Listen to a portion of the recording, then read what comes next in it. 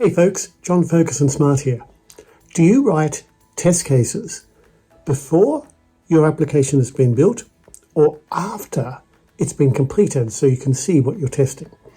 The logical answer might be you write them afterwards because you want to know what you're testing. You want your test cases to match the thing that you're testing. But in fact, if you write your tests after your application is finished or after your feature is finished, oftentimes what you end up testing is how the feature has been implemented. You test the implementation details. You test exactly what has been done.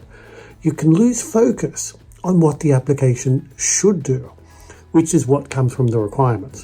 What I like to do is to express my requirements in a form that I can then turn into an executable test or not. Maybe I'll make an executable test. Maybe it could just be a manual test. But in any case, it is the requirements that I'm really focusing on, the business rules, the examples of behavior, the key outputs that we're interested in. Then you can go to town with your testing on figuring out whether a feature actually achieves those outcomes. But there's one thing that's really important in all of this, whether it's implementing your tests or implementing your application as a whole.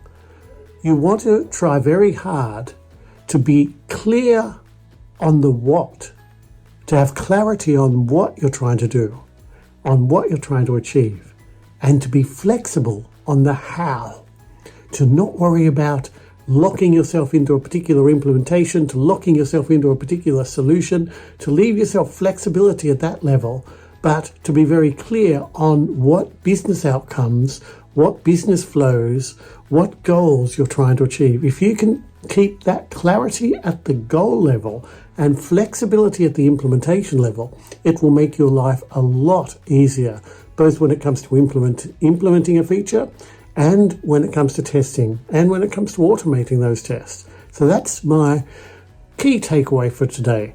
Be clear on the what, but be flexible on the how.